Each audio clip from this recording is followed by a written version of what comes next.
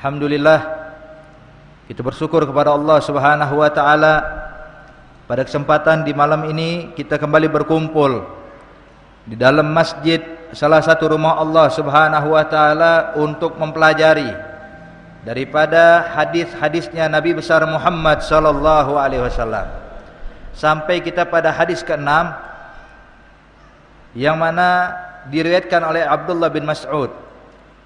An Ibni Mas'udin radhiyallahu taala anhu qala Rasulullah sallallahu alaihi wasallam ahabbul a'mal ila Allah as-salatu li waqtiha thumma birrul walidain thumma jihad fi sabilillah, rawahul Bukhari wa Muslim. Ini hadis diriwayatkan oleh Sayyidina Abdullah bin Mas'ud. Abdullah bin Mas'ud adalah salah satu sahabat Nabi dan dia salah satu orang yang terdahulu memeluk Islam. Beliau memeluk agama Islam pada tahun 6 kenabian. Artinya ketika Nabi diangkat menjadi Rasul umur 40 tahun, 6 tahun berikutnya maka masuklah Islam Abdullah bin Mas'ud. Hadza Abdullah bin Mas'ud, saudara sekalian, beliau adalah orang yang selalu berkhidmah kepada Nabi Muhammad. Bahkan dia adalah orang yang selalu membawakan siwaknya Rasulullah. Jadi siwak Nabi dipegang oleh Abdullah bin Mas'ud. Nabi kalau ingin sholat, siwak udah disiap. Nabi ingin baca Quran, siwak sudah siap. Di tangannya Abdullah bin Mas'ud, artinya dia adalah orang yang tidak pernah jauh daripada Nabi Muhammad sallallahu alaihi wasallam. Dia yang membawa siwaknya Nabi. Dan dia yang tukang membawa sendalnya Nabi Muhammad sallallahu alaihi wasallam. Artinya kemanapun Nabi pergi, Abdullah bin Mas'ud bersama Rasulullah. Sehingga ketika Nabi masuk ke dalam masjid, yang megang sendal Nabi adalah Abdullah bin Mas'ud. Sendal Nabi gak pernah dilepas, dipegang sama beliau, saudara sekalian. Sendal yang pernah digunakan Nabi Muhammad untuk Isra wal Mi'raj. Sendal yang pernah digunakan oleh Nabi Muhammad untuk masuk ke arsy Allah. Sendal yang digunakan oleh Nabi Muhammad untuk bertemu dengan Allah dipegang oleh Abdullah bin Mas'ud. Dibawa ke manapun oleh Abdullah bin Mas'ud. Dan dia juga orang yang selalu menyiapkan air wudhunya Rasulullah. Jadi kalau Nabi ingin wudhu, tukang yang ambil wudhu adalah Abdullah bin Mas'ud. Artinya memang orang yang selalu dekat sama Rasulullah, sampai sahabat-sahabat yang datang dari luar menyangka bahwa Abdullah bin Mas'ud adalah keluarganya Nabi Muhammad sallallahu alaihi wasallam. Sebab yang urusan rumah tangga Nabi, perbelanjaan, apapun kebutuhan Nabi Muhammad adalah Abdullah bin Mas'ud. Dan dia juga ulama di kalangan para sahabat, hafiz Quran, dan suaranya sangat merdu. Sehingga kadang-kadang Nabi Muhammad sallallahu alaihi wasallam datang ke rumahnya Abdullah bin Mas'ud untuk apa? Untuk minta dibacakan Al-Quran. Nabi ingin mendengarkan bacaan Al-Quran dari mulutnya Abdullah bin Mas'ud. Sampai pernah sekali waktu Nabi bilang ke Abdullah bin Mas'ud, "Ya Abdullah bin Mas'ud, agri'nil Quran." Abdullah bin Mas'ud, tolong bacakan padaku Quran. Faqala kaif agra alaka wa ilaika tanzil. Bagaimana aku bacakan Al-Quran kepadamu ya Rasulullah, sedangkan Al-Quran turunnya kepadamu? Kata Nabi, aku ingin mendengar bacaan Quran dari orang lain. Maka mulai Abdullah bin Mas'ud membaca ayat suci Al-Quran dengan suaranya yang merdu, indah. Hadza Abdullah bin Mas'ud. Dan dia salah satu sahabat yang banyak meriwayatkan hadis. Hadis yang diriwayatkan oleh Abdullah bin Mas'ud kurang lebih ada 848 hadis. Riwayat daripada Abdullah bin Mas'ud, hampir 1000 hadis. Walhasil, ini adalah orang besar, saudara sekalian, di sisi Allah Subhanahu wa taala. Memang tubuh beliau tidaklah tinggi. Abdullah bin Mas'ud diriwayatkan tingginya hanya 2 zira, 2 hasta, 1 meter kurang lebih tinggi badannya. Tapi saudara sekalian, pernah sekali waktu ketika Abdullah bin Mas'ud sedang manjat pohon korma, tersingkap betisnya Abdullah bin Mas'ud. Sehingga ada sebagian sahabat mentertawakan Abdullah bin Mas'ud. Mentertawakan, lihat betisnya kecil sekali. Maka Nabi ketika melihat para sahabat mentertawakan Abdullah bin Mas'ud, Nabi pun berkata, kata Rasulullah, kalian tidak tahu ini kakinya Abdullah bin Mas'ud atau betisnya Abdullah bin Mas'ud, kalau ditimbang dengan gunung Uhud di sisi Allah, betisnya Abdullah bin Mas'ud lebih berat dibandingkan gunung Uhud. Sebab orang yang mengerti ilmu agama Allah yang hafal Quran dan meriwayatkan hadis Rasulullah dan selalu berkhidmah kepada Nabi Muhammad sallallahu alaihi wasallam. Abdullah bin Mas'ud meriwayatkan ini hadis, yang mana bunyi hadis tersebut bahwasanya Rasulullah sallallahu alaihi wasallam bersabda, ahabbul a'mal ilallah, amalan yang paling disukai Allah, ibadah yang paling disenangi oleh Allah Subhanahu wa taala adalah as-salatu liwaqtiha, salat pada waktunya. Ada riwayat salat di awal waktu, artinya tidak menunda-nunda salat. Makanya kita dianjurkan saudara sekalian, ketika mendengar panggilan azan maka kita harus segera langsung melaksanakan salat. Itu para sahabat-sahabat Nabi, mereka juga bekerja, ada yang sibuk di sawahnya, ada yang sibuk di kebunnya, ada yang sibuk di pasarnya. Tapi mereka ketika mendengar suara azan, mereka tinggalkan semuanya hanya untuk mendirikan sholat dan melaksanakan sholat. Sampai diriwayatkan saudara sekalian, para sahabat ada tukang besi, ketika sedang memukul besi, ketika mengangkat tangannya mendengar suara takbir Allahu Akbar, maka ini besi enggak jadi diturunkan, melainkan dilempar ke belakang saudara sekalian. Untuk apa? Biar dia menunjukkan Allah lebih besar dibandingkan tugasku ini, Allah maha besar dibandingkan pekerjaanku. Maka mereka tidak ingin memukulkan pukulan besi yang terakhirnya baru melaksanakan sholat, langsung datang kepada sholat. Yang sibuk di ladangnya dengan cangkulnya, ketika mengangkat dengar suara takbir, tidak dilanjutkan dia memukul ke bawah, melainkan ditaruh ke belakang itu paculnya. Sebab khawatir kalau dia tetap memukulkan pacul ke tanah, padahal dia mendengar kalimat Allahu Akbar, Allah maha besar, tapi dia masih melaksanakan pekerjaannya, khawatir dia tidak memperdulikan seruan azan dan seakan-akan pekerjaannya lebih agung dibandingkan Allah. Tinggal kita saudara sekalian bagaimana? Kadang-kadang nggak bekerja, nonton TV, dengar azan, tanggung, nggak apa-apa, sebentar lagi. Sibuk pekerjaannya, dengar azan, nanti masih lama. Ini kita. Padahal kalau kita tahu, ibadah yang paling disukai Allah adalah melaksanakan sholat pada waktunya atau di awal waktu.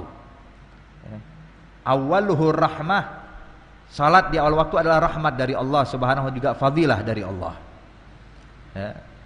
Hakadha, jadi as-salatu li waqtiha, sebab Nabi enggak pernah menunda salat.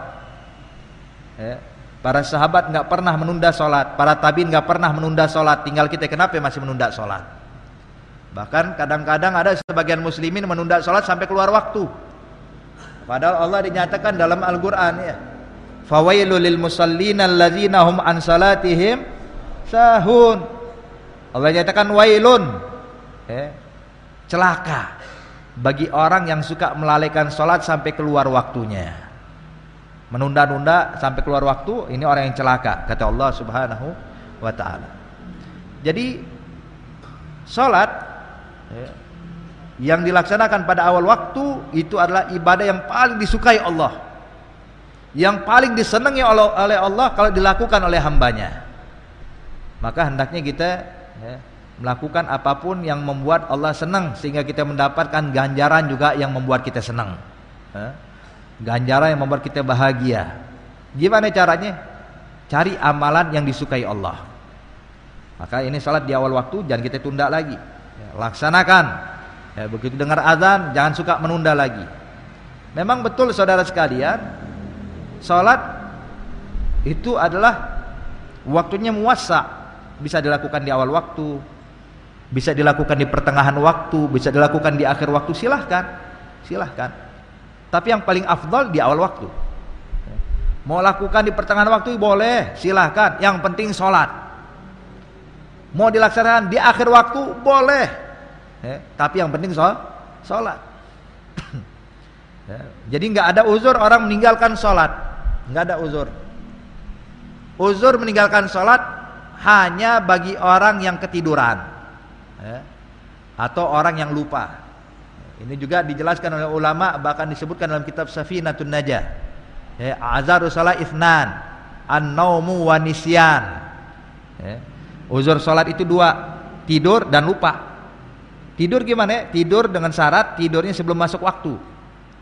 Ya, tidur sebelum masuk waktu, bangun kesiangan atau ketelatan sampai keluar waktu, maka ini uzur. Cuman kalau keterusan kebangetan juga ya. Beb, saya kalau gitu uzur dong Beb. Kenapa? Bangun subuh saya jam 6 terus. Tidur sebelum waktu, tidur dari malam kita. Cuman kalau uzur, yang namanya uzur sekali-sekali, bukan tiap hari. Kalau tiap hari mah bukan uzur, kebangetan namanya ya. Oke, disitulah ya.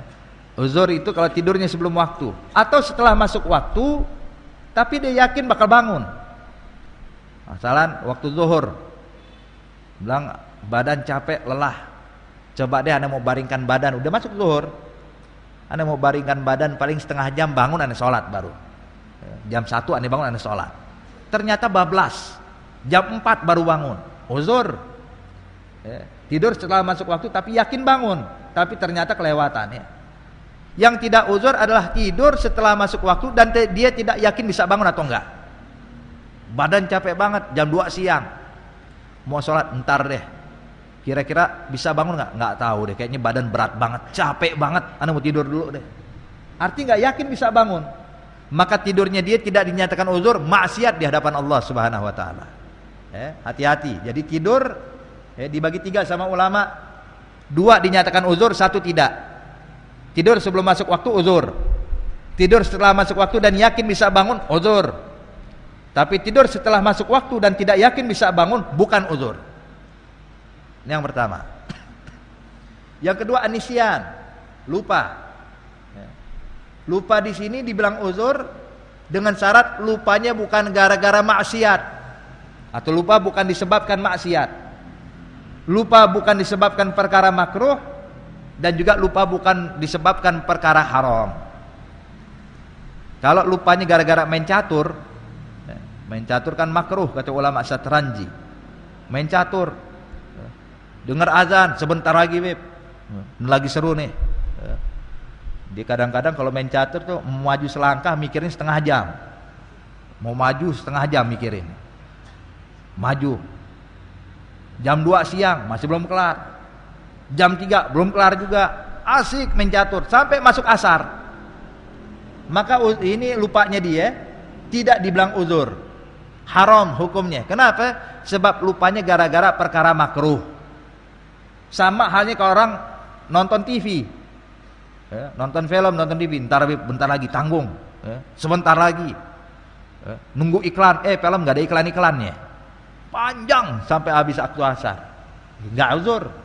Bukan uzur namanya. Atau lupanya gara-gara maksiat, gara-gara haram. Lagi ngapain? Lagi main judi.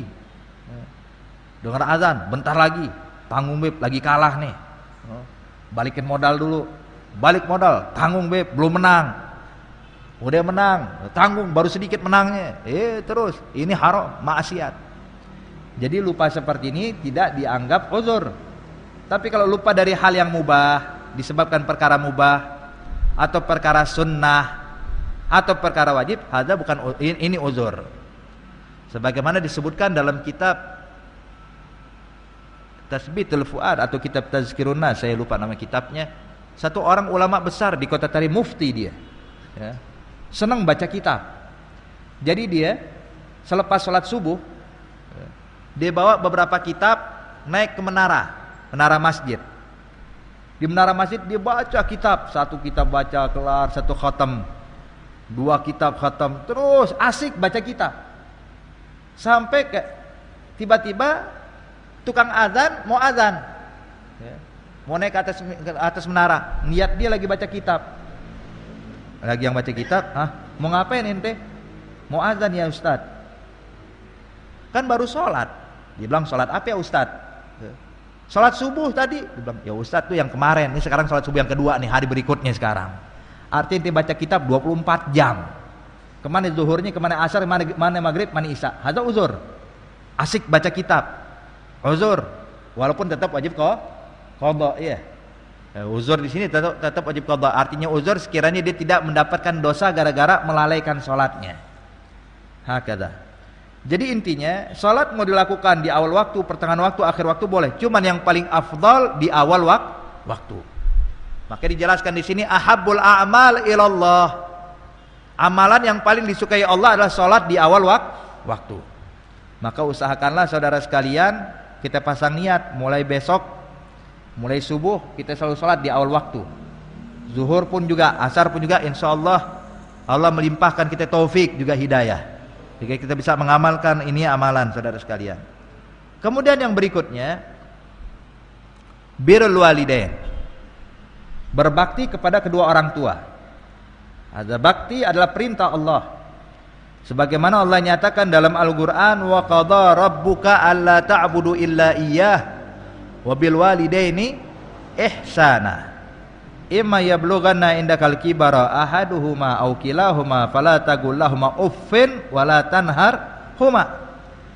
Jadi perintah dari Allah untuk berbakti kepada ibu bapak. Perhatikan ketika Allah perintahkan kita bakti kepada ibu bapak kita, Allah sandingkan dengan perintah mengabdikan diri kita pada Allah. Wa qadha rabbuka alla ta'budu illa iyyah. Perintah mentauhidkan Allah, perintah menghambakan Allah. Dan berikutnya apa?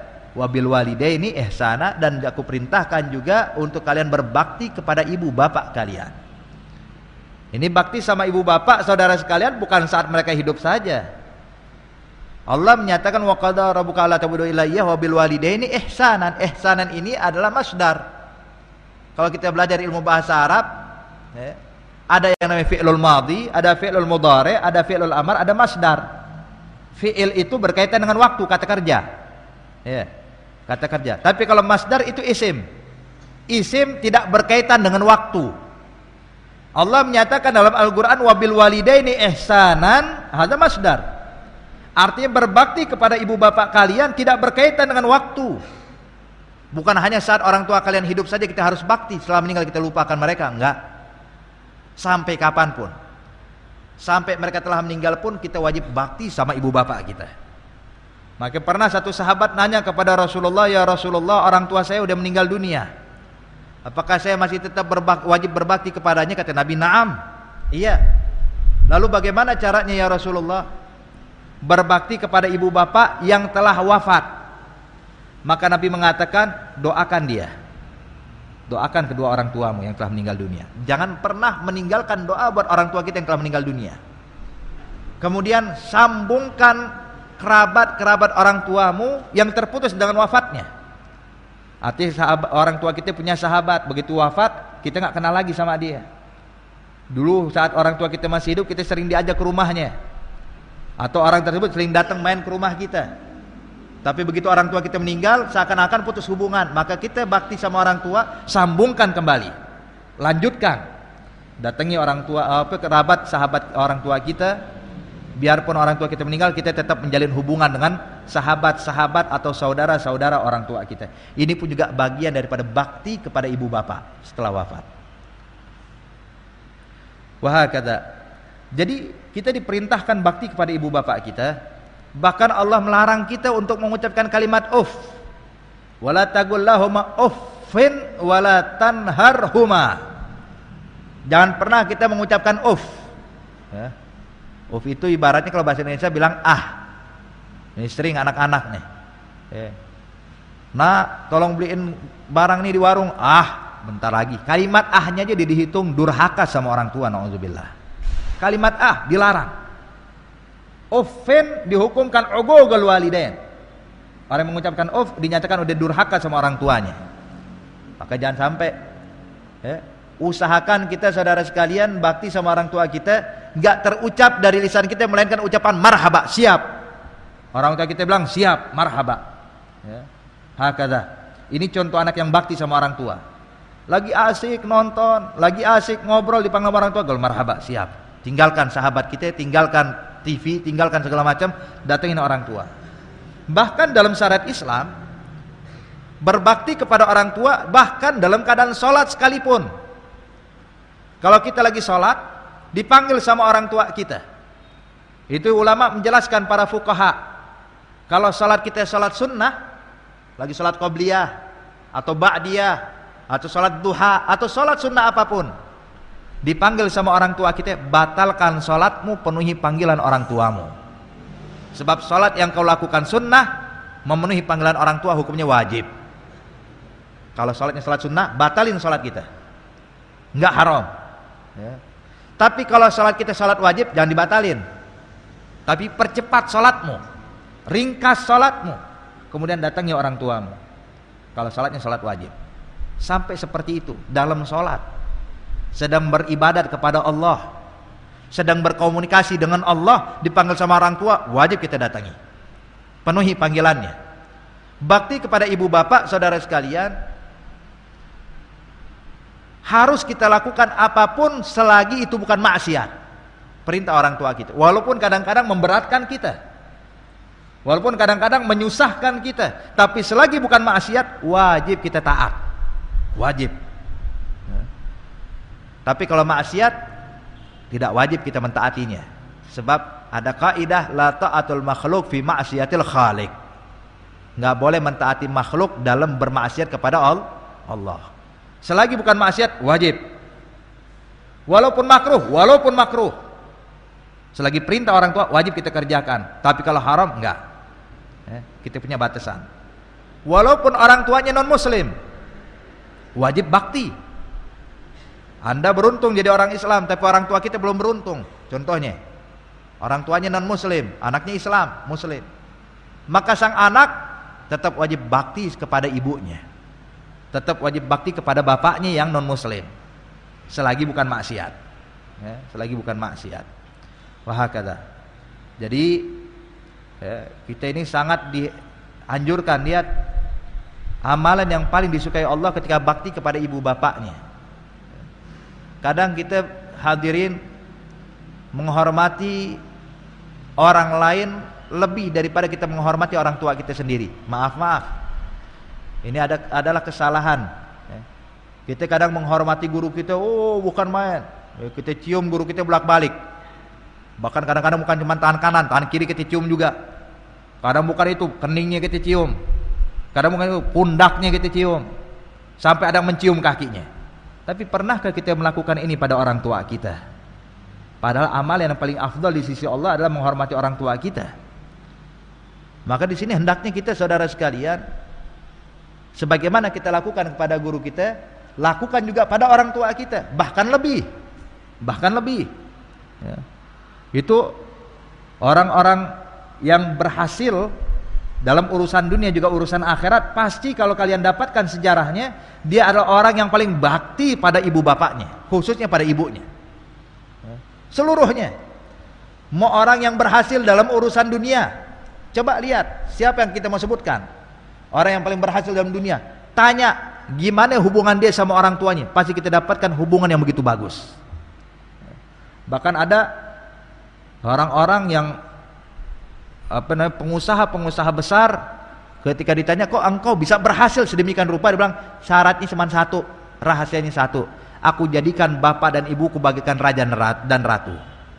Khalas, tempatnya di situ. Ane bakal bakti sama mereka, maka Allah bukakan pintu rezeki seluas-luasnya untuk dia. Itu urusan dunia, apalagi urusan akhirat. Para aulia, para salihin, kita bakal mendapatkan bakti mereka kepada orang tua kita yang gak pernah terbayangkan, saudara sekalian. Al-Habib Ali bin Muhammad Al-Habsyi, pengarang Maulid Simtud Durar, beliau saking bakti kepada ibunya, apa kata dia? Dia bilang, demi Allah, semasa ibuku hidup, aku gak pernah merasakan punya uang sepeser pun. Semua uangku milik dia. Semua uangku milik dia. Ane punya harta gak punya umi aneh. Harta yang aku dapatkan semua aku serahkan pada ibuku.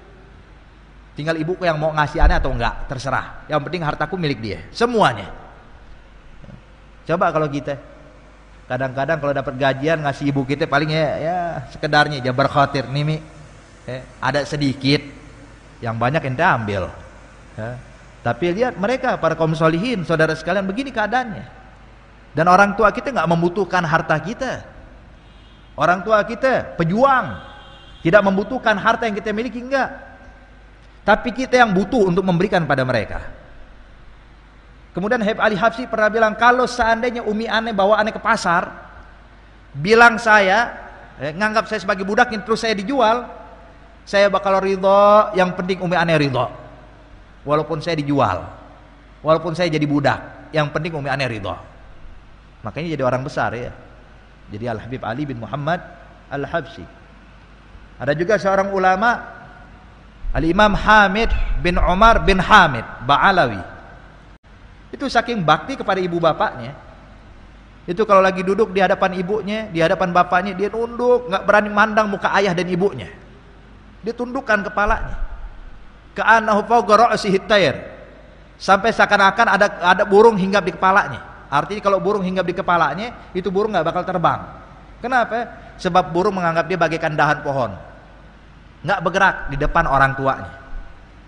Kalau seandainya lagi duduk depan orang tuanya, hinggap lalat di hidungnya, nggak berani diusir sama dia tahan.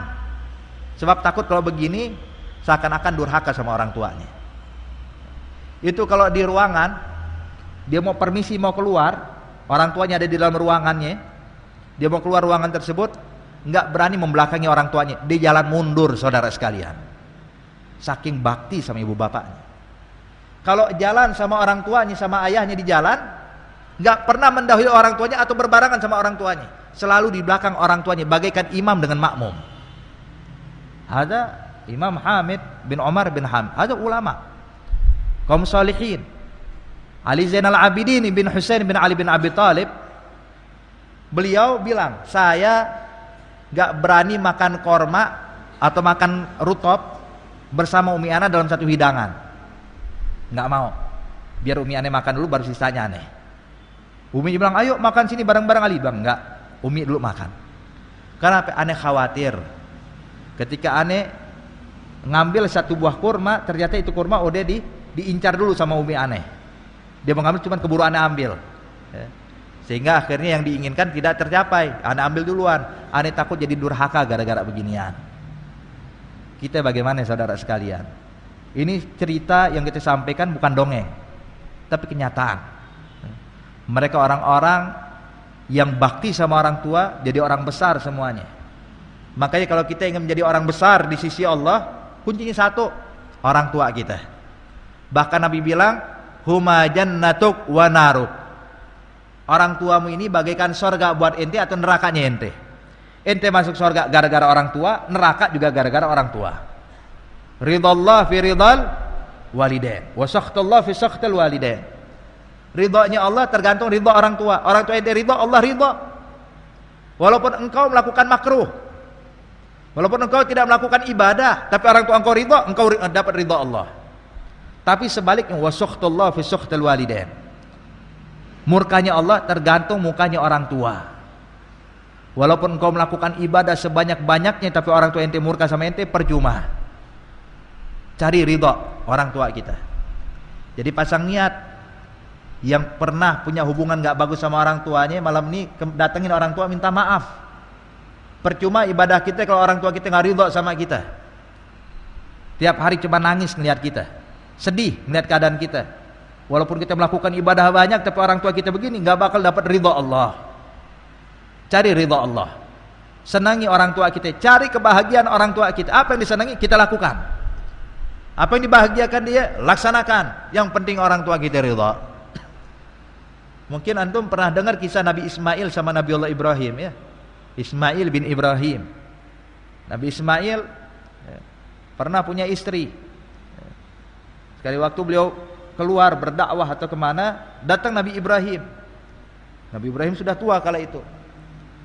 Datang ke rumah Nabi Ismail, ternyata istrinya ini nggak bisa menghormatin tamu. Begitu datang, mana Ismail? Oh, Ismail lagi keluar. Boleh saya duduk? Oh jangan, nggak boleh. Artinya diusir nih tamu nih. Padahal itu adalah mertuanya Nabi Allah Ibrahim. Maka Nabi Ibrahim bisa melihat keadaan istri ini. Oh, kata Nabi Ibrahim, oh gini deh, sampaikan salamku kepada suamimu Ismail, bilang sama dia, ini apa namanya, kusen pintunya tolong dirubah. Kusen pintunya tolong dirubah. Bang yaudah saya sampein. Jalan Nabi Ibrahim. Nabi Ismail datang, istri cerita, oh tadi ada orang tua datang kemari. Terus dia titip salam, dia bilang kusen pintu tolong dirubah. Oh begitu, yaudah aneh ceraiin ente.